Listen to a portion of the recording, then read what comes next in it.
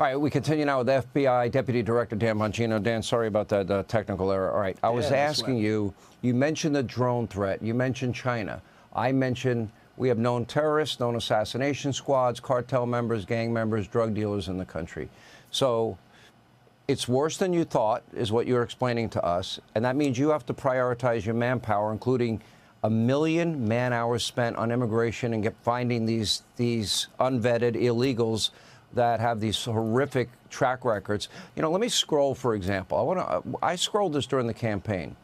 Yeah. Americans that were murdered, raped, and victims of violent crime. No Democrat ever, cared. They told us the border was secure and the border was closed. I'll scroll the names. Explain how you prioritize that. Yeah, it's manpower triage has become Cash and I our #1 job. The FBI portfolio responsibility, Sean, hasn't changed. The counter-terror mission, in other words, we can't have New York, D.C., or L.A. go boom. Obviously, we wake up every day, Cash and I in that briefing. That's always going to be priority #1.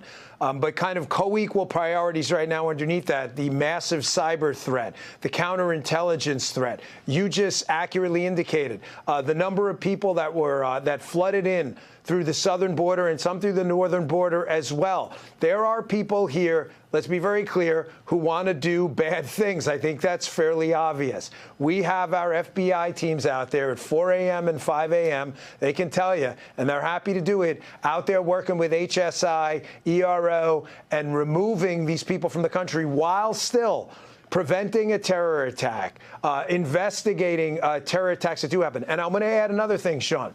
We're not the Federal Bureau of freaking word games anymore, okay? It's the Federal Bureau of Investigation. When some guy shows up at a scene, and I'm getting an intel stream from our information center that indicates he threw an incendiary device, okay, while screaming very specific words with multiple witnesses and video, we're damn well going to investigate it. Listen to me, investigate it as targeted violence and a terror attack. You don't like it, you don't have to follow my official Twitter. But I saw a whole bunch of people losing their minds. What the hell you want us to investigate it as? A freaking grand larceny auto?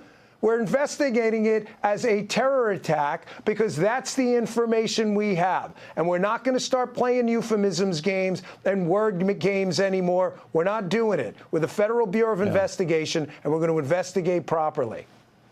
For those, and it's kind of a lightning round because I don't have enough time unless I gave you the whole hour, and it would be worth doing it. But for people like me, I'm one of them that wants answers to the Epstein file issue and what happened.